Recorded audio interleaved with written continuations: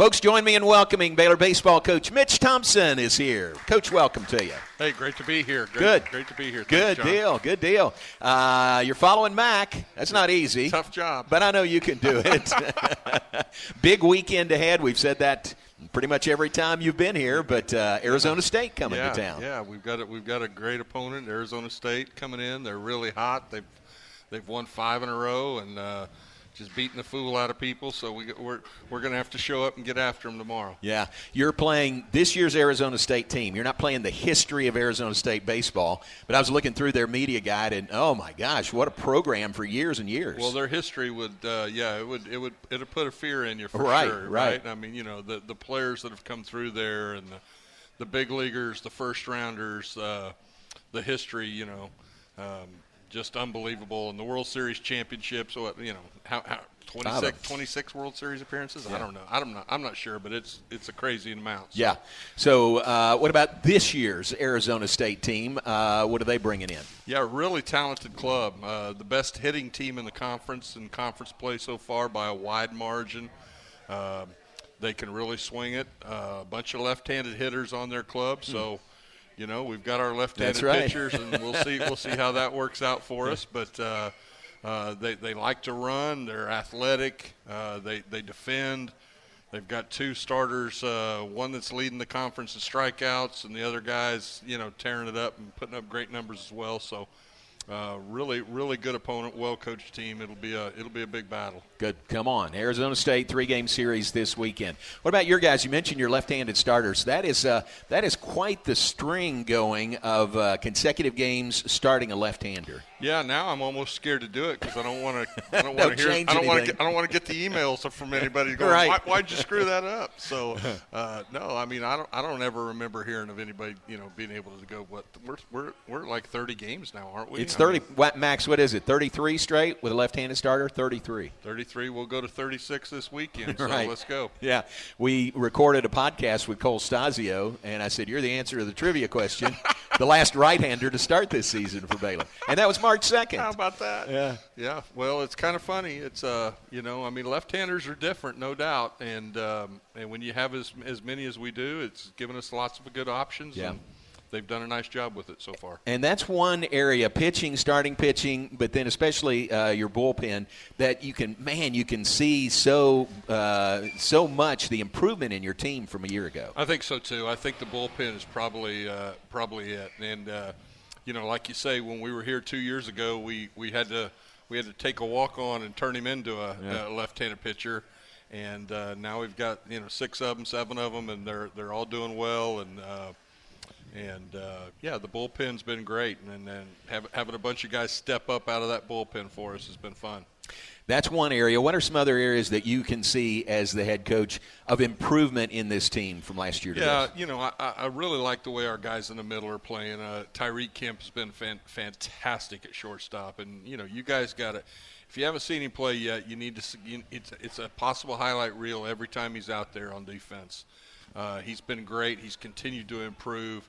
Travis Sanders has been a transfer that's stepped up for us, and he's really done well at second base, and he's our leading hitter right now. And so we've got some good young players coming, and there's the whole thing just continues to improve. It's been a good step this year, and that's been fun, and we've got big plans to try and finish it up right. Very good. What do you think you need to do down the stretch to get to an NCAA regional? Well, I think the closer we can get to 35 wins would be big. So we've got 10 more conference games going, or 10 more games to play regular season. And we're at 28 wins right now, yep. So do the math.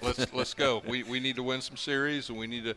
Everybody we're playing is really good. Arizona State's good. Oklahoma State's a really talented team. UCF's good, and then UTRGV next Tuesday night.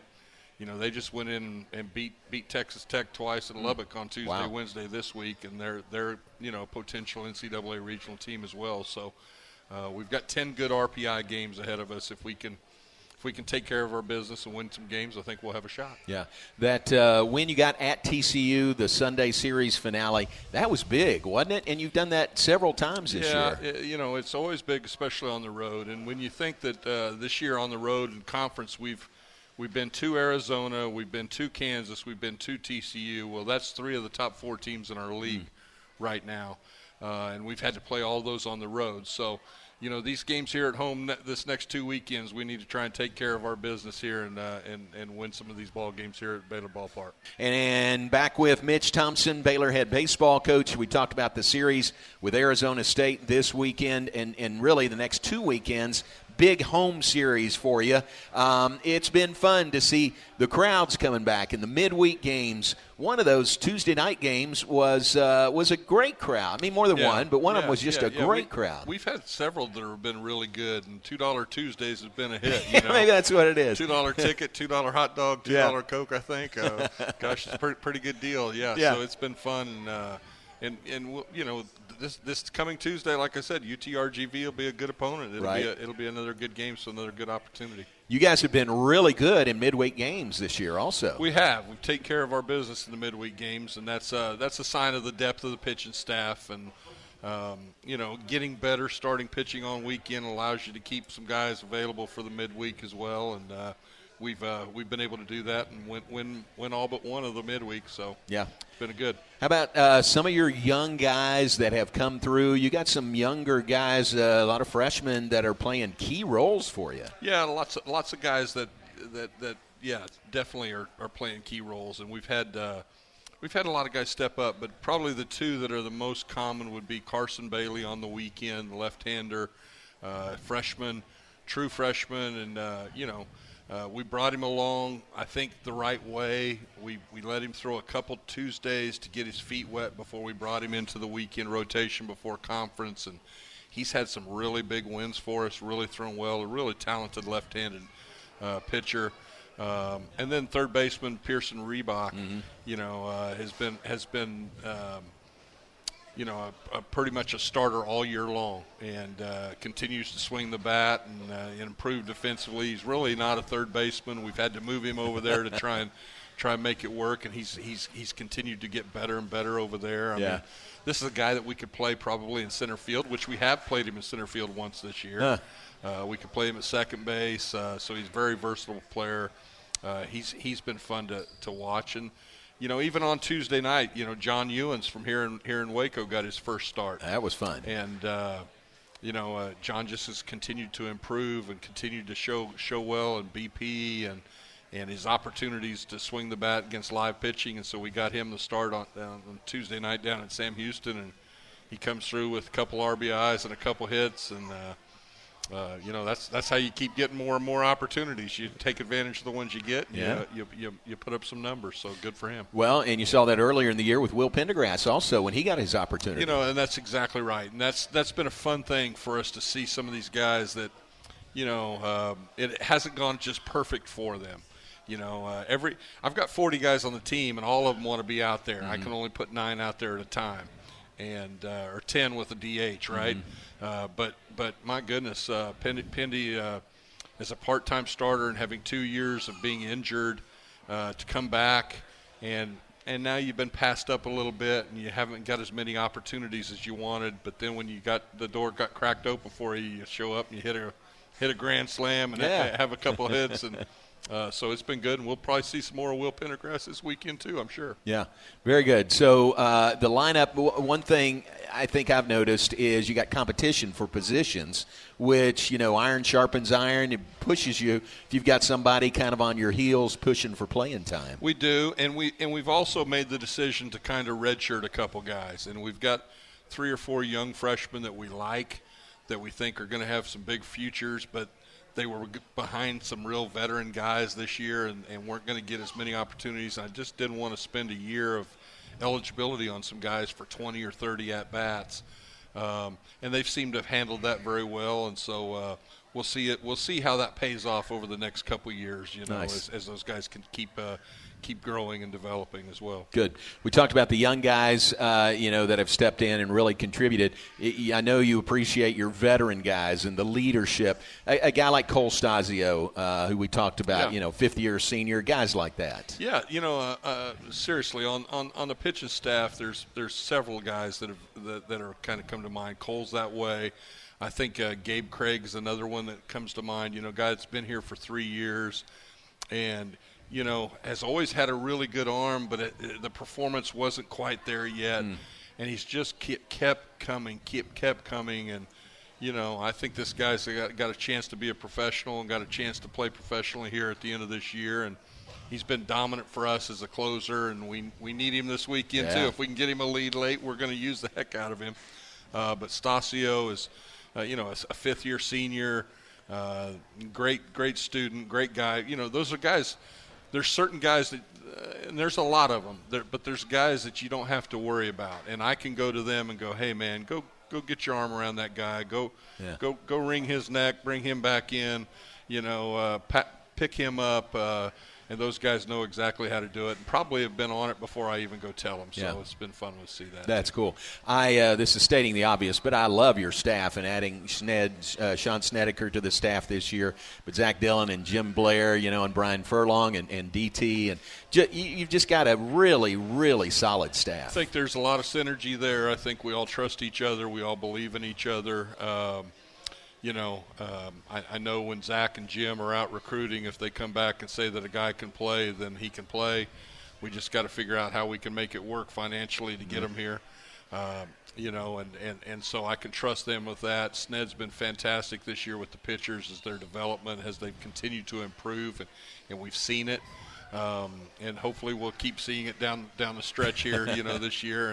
And then with Fur and Brian Furlong and DT, Furlong has just taken our analytics side of things and our video side of things to a whole nother level, growing up this group of young graduate assistant managers that keep coming in and helping, and the amount of information we're able to put out to help our guys keep developing, but to also scout the opponents and to know what's coming has been fantastic. And then, I use DT for everything. I mean, DT is our operations guy, but he a 30-year veteran of college coaching. I mean, I kick things off of him in the game like he's a bench coach. Yeah. And hey, what about this? What do you think about that? Yeah, I think that's great. I think that's right. That's go. Terrific. So it just kind of helps solidify every idea. I called him today. Hey, do we need a tarp? No, we don't need a tarp. Good, we don't need a tarp. So he's on top of it, and that's been fun for all those things. He's the tarp guy. Roy asked how many left-handed pitchers in the fall of 2025 class. 25 recruiting class. Yeah, we don't have any coming right now. Zero. We'll have to see we'll have to see what's out there in the portal maybe as we get going. But we're. Pretty well stocked. Pretty well stocked right now, yeah. So, but we'll see if we can add another one to it. That gum sure will. Maybe you can never have too many left-handers. Can't have too many. All right, Bob Barrett. Bob is right back there. Name one or two players who are your most pleasant surprises this year. Yeah, cool. Good question. Real good question. I guess you'd have to say that the improvement that Tyreek has made, offensively has been really fun to see. I mean, this is a guy that hit in the 9-hole last year and struggled along offensively for us, hitting about 240 maybe. And, he's in the 3-hole right now and hitting in the 3-hole. And you'd have to just say that's – I mean, I don't know any of us would have predicted that. So that's been good. We're the other surprises, I guess not surprises, but the things that are really pleasant is to see the bullpen do what it's doing, to see the continued improvement from those guys, and there's lots there's lots of surprises every day in my business. Right. We try not to have every day. We try not to have every one of them be a surprise, but no, I'm proud of the guys. But I think that those probably are the two that come to mind right off the bat. That's good, and I'm not putting words in your mouth, but how about the guys who've returned from injury, like Hunter Simmons and his contributions this year? Well, Hunter Simmons is, he's hitting in the 4-hole and been one of our most steady hitters all year long. He's back. Jack Little's back. Cole Stasio's back. There's so many guys that are back from injury that we didn't have last year that, when you see all those guys were out, you go, oh, yeah, well, right. That's tough to overcome that. And so they've all had really, really good moments throughout the year. And some are on the upside. Some are struggling a little bit here and there. But, man, they've all had big moments for us. So, yeah. Very good. All right, Brent Grooms was right over here. I lost him, but Brent, oh, there he is. Brent says, you've talked about this, but talk about the success of the bullpen this year. Love to see those guys work. They've been a real key to your success. Really have, and you know the beauty of, I've always said that, you know what my statement is, he who has the bullpen wins. That's right. And so, you know, when you can take a lead in there and know that you got guys that can shut it down and get you through it. We've got about 5 or 6 that have been really consistent this year, and you start talking about Gabe Craig, you know, and his stuff, and you know, I mean, Gabe's 94 to 97 miles an hour with an absolute mean slider. Wow. And it's mean. And that's been fun to see him. And Will Glatch has thrown extremely well for us, and Grayson Murray and Caleb Bunch, and you know, now we've got left-handers, you know, Caleb Jameson and R.J. Rue have done well. Stephon Stahl had another really good outing the other day. So there's a plethora of guys down there. You add Patrick Hale, being a veteran, and Andrew Petrowski, and some of those guys and what they've been able to do. And everybody kind of has a role, and they're taking care of their business pretty good and giving us opportunities to either keep a lead or put up zeros and give us a chance to come back. And so the bullpen's really important, and thankfully this year we've got a bunch of guys that have done a nice job down there. Nice. Mitch, thanks for being here. Good luck this weekend. Good luck down the stretch. Appreciate it. Thanks, All right. everybody, for Mitch coming. Thompson, We look forward to seeing you at the ballpark. Baylor head baseball coach.